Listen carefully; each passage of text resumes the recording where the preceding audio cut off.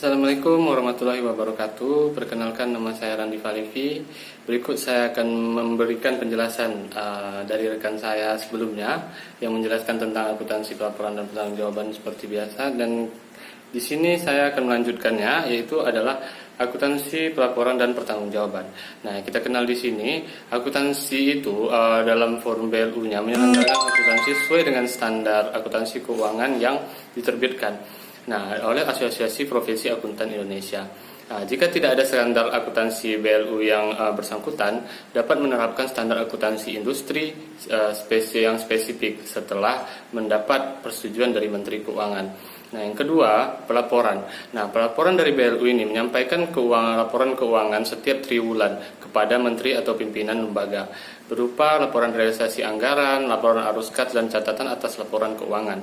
Nah, dan laporan keuangan yang lengkap termasuk neraca dan intisari dari laporan keuangan pada setiap semester dan tahunan. Nah, yang terakhir adalah pembahasan tentang pertanggungjawaban. Menteri atau pimpinan dari suatu lembaga bertanggung jawab atas keberhasilan dari pencapaian sasaran, program berupa hasil atau political accountability. Nah, di slide berikutnya kita akan menjelaskan tentang pembinaan dan pengawasan dan pemeriksaan. Nah, di sini kita bahas tentang pembinaan. Nah, pembinaan teknis dari BLU dilakukan oleh menteri atau pimpinan lembaga, sedangkan pembinaan di bidang keuangan dilakukan oleh Menteri Keuangan.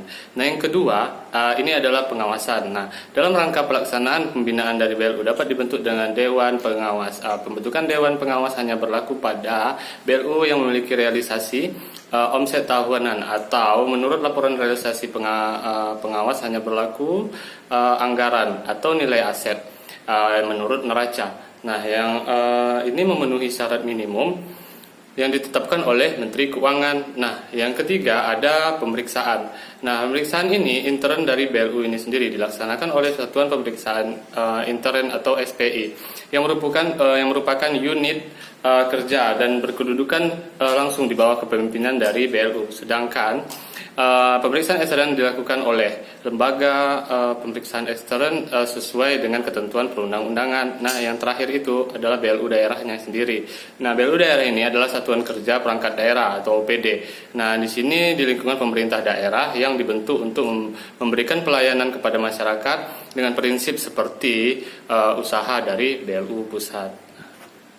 Baiklah, nah di sini cukup pembahasan tentang BLU. Nah, yang selanjutnya kita akan membahas tentang akuntansi universitas. Nah, di sini kita akan menjelaskan ada dua tipe dari akuntansi universitas ini.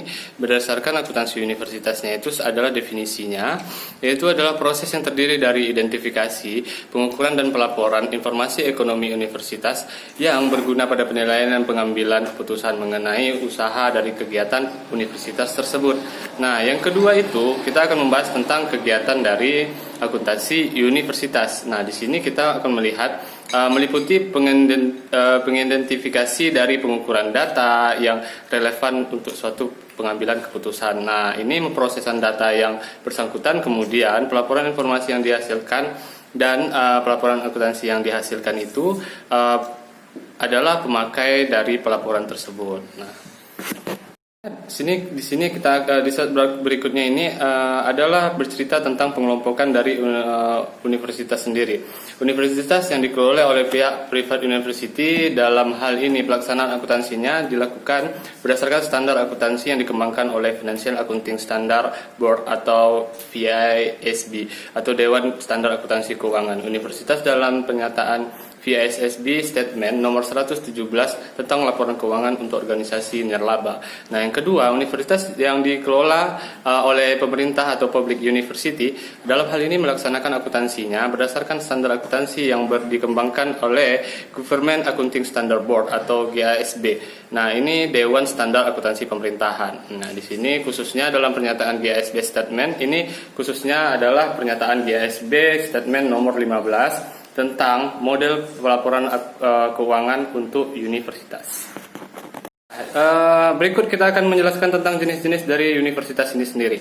Nah, yang pertama itu adalah universitas. Universitas ini merupakan tadi kita sudah jelaskan sedikit adalah perguruan di dalamnya terdiri dari berbagai ilmu, disiplin ilmu, mulai dari ekstra, humaniora, bahkan seni dan agama. Pendidikan di universitas jenjang diploma 3 atau D3, sarjana atau strata 1, magister atau strata 2. Ini ada dokter dan strata C3 sampainya itu.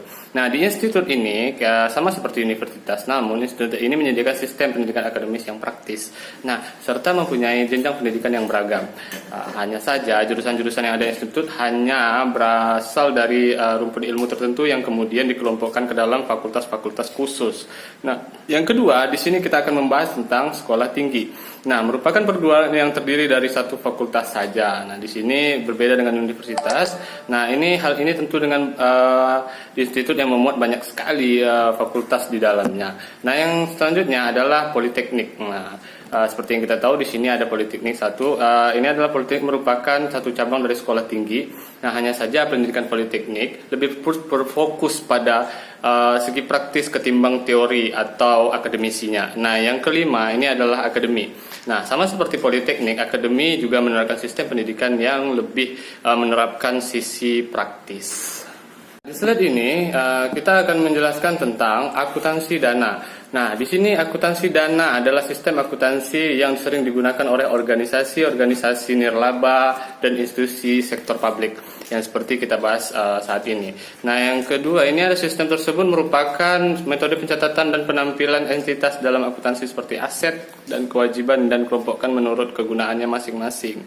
Nah, berikutnya akuntansi dana ini untuk universitas serupa dengan akuntansi dana untuk unit-unit pemerintah. Nah, kedua mencatat pendapatan dan belanja untuk masing-masing dana. Nah, selanjutnya akuntansi dana ini untuk universitas harus memisahkan antara dana terikat atau restricted fund dan tidak terikat atau unrestricted fund. Nah, pembahasan berikut adalah struktur dana di universitas. Nah, yang pertama itu adalah kita bahas tentang ada 5, yaitu dana lancar, dana pinjaman, dana abadi, dana anuitas dan pensiun, dan dana pembangunan. Nah, di sini yang pertama itu adalah dana lancar atau current fund. Nah, di sini dana lancar itu bisa dibilang adalah dana yang didirikan oleh universitas mengelola kekayaan atau sumber daya atau resource yang akan digunakan dalam rangka membiayai operasional sehari-hari. Nah, itu penjelasan tentang dana lancar. Nah, yang kedua adalah dana pinjaman atau loan fund. Nah, di sini kita melihat adalah dana pinjaman itu seperti yang dikumpulkan dan akan digunakan untuk memberikan pinjaman baik kepada pegawai universitas maupun pihak-pihak yang terkait dengan universitas. Nah, ini seperti itu. Nah, yang ketiga itu adalah dana abadi. Nah, yang ketiga ada endowment fund. Nah, di sini bisa dikatakan tentang ini adalah digunakan untuk memberikan baik kepada pegawai ini baik untuk penggunaan jangka pendek, dan dana ini diabadikan. Nah, kemudian dikelola untuk bentuk investasi yang hasilnya return atau pengembalian dimanfaatkan dengan penggunaan jangka pendek. Nah, itu penjelasan tentang dana abadi. Nah, yang keempat itu adalah dana anuitas atau pensiun. Nah, di sini annuity and life income fund. Nah, di sini adalah semacam pensiunan yang dikelola universitas.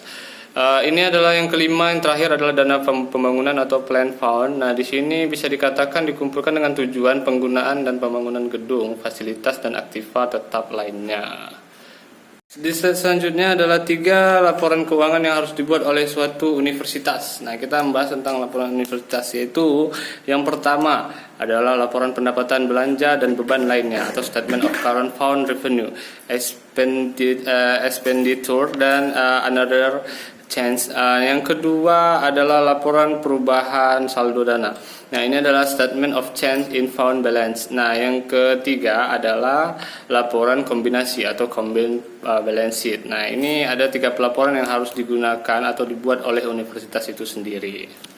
Di slide ini dan kita buat adalah secara ringkas akuntansi dana dan pelaporan yang dilihat pada tabel-tabel berikut ini atau tabel berikut ini. Nah, di sini secara ringkas ini dijelaskan adalah dari dana lancar dan kelompokan dana dari dasar akuntansinya sendiri. Di sini lancar kita lihat di sini adalah tidak terikat dan terikat. Nah, basis dari standar akuntansi ini dan pelaporan ini, akuntansi dana dan pelaporan ini, dasar akuntansinya adalah tidak terikat itu adalah akrual. Nah, yang terikat itu adalah pendapatan diakui saat dana dibelanjakan. Nah, di sini kita melihat dari kelompok dananya itu pinjaman abadi anuitas dan pembangunan tersebut itu semuanya adalah pemasukan atau sumbangan dan transfer langsung yang dicatat sebagai kredit pada saldo dana. Nah, dana untuk dibelanjakan ditransfer ke dana lancar kecuali untuk modal atau pelunasan hutang dicatat pada dana pembangunan. Nah, di sini ada laporan keuangan ini adalah berbasis lancar. Ini adalah laporan pendapatan dan belanja, laporan perubahan arus saldo dan neraca kombinasi. Nah, itu tadi penjelasan dari saya. Berikutnya secara ringkas itu dijelaskan oleh rekan saya selanjutnya. Sampai di sini dulu. Terima kasih. Assalamualaikum warahmatullahi wabarakatuh.